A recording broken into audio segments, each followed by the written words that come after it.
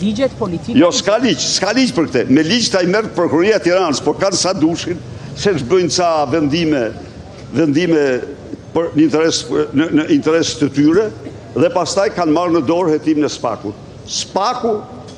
Spaku duhet ketë një njësi të posaçme pranë prokurorit përgjithshëm për t'i hetuar. Po Spaku nuk mund të hetojë Spakun. Sepse këta po të sjellun këtu dosje tjera Dumani, si i ka kap peng prokuror të tjerë ky. Vetëm tek Toyota Yaris janë 3 prokuror brenda me atë Dautin.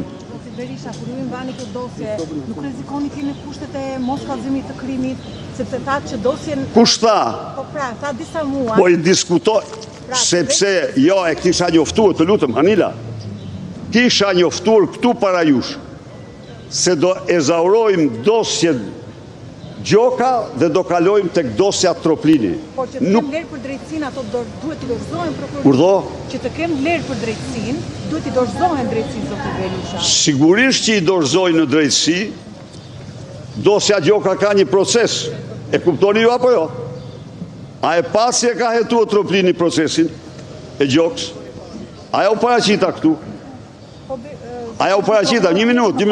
A e nxorën Gjokën Qelibar, Troplini e nxorën Gjokën, e ka dërguar Qelibar dosjen, sepse ka vetë të zezë sa ajo. Ndaj dhe nuk mbaj unë gjë. Unë nuk mbaj asë një dokument, asë një gjë.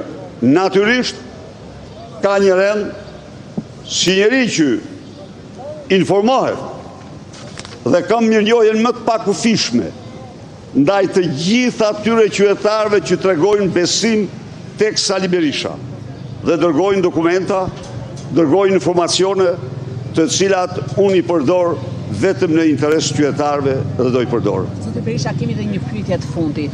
Ju si Parti Demokratike ende nuk keni një datë për një protestë të ardhshme. A do të vijojë opozita me protesta? Në mënyrën më të fuqishme, të falenderoj shumë. Në mënyrën më të fuqishme do vazhdohet me protesta. Por siç e dini, janë nga sot, gjerë me datën 30, 2 ngjarje të mëdha.